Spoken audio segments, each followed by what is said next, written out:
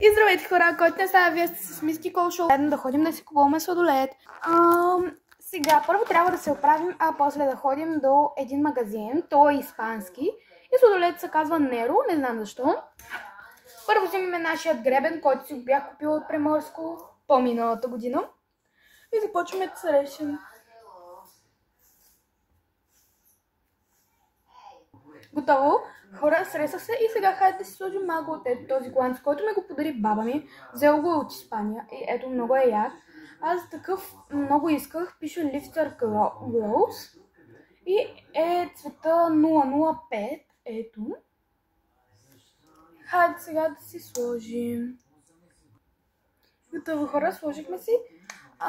И сега ни остава само да сложим слънцезащитните очила, да вземем парите и чанта. И това е. Беше много лесно. Така. И така хора, готова съм. И хайде сега да вземем нашата уникална чанта. Ето я. Тя е уникална, защото първо, че се отваря ето така.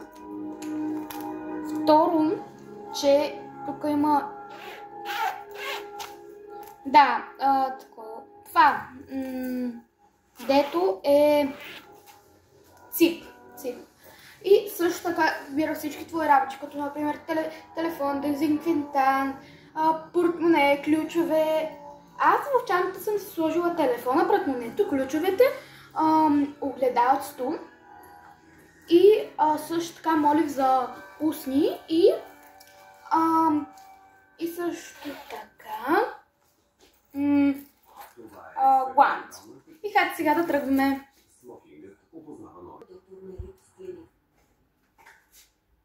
И хора, вече сме навънка и отиваме за сладолед. Мале хора, навънка е адска вяга. И той магазинът за сладоледите се намира точно пред нас, 5 крачки сигурно. Преди това е Бериозка и след това е магазин за хранителни продукти и ето го магазина. Хора, нямаше от нашия любим сладолед, така че взехме два еднакви. Един за мен и един за тате.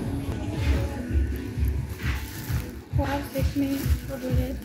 И хайде сега към нас, за да го пробваме. Значи взех сладолед, който почти никога не съм го пробвала. Не, т.е. никога. И хайде сега да го видим дали ще е вкусен или не. Хора, ето в нас и хайде да го пробваме. Хора, стана нещо. Добре.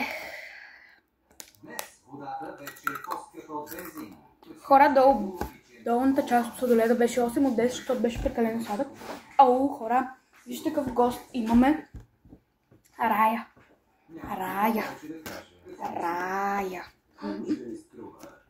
Ето на Рая. И хайде сега да пробваме горната. Много яко. Хора, а сега чао, много ви обичам. На който му е харесал видеото, да се абонира за канала ми.